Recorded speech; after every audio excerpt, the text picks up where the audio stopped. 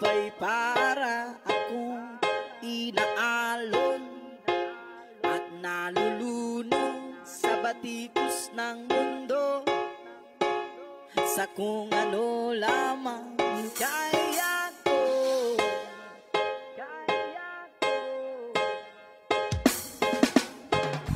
Bigang-biga na sa mga problemang di masolusyon,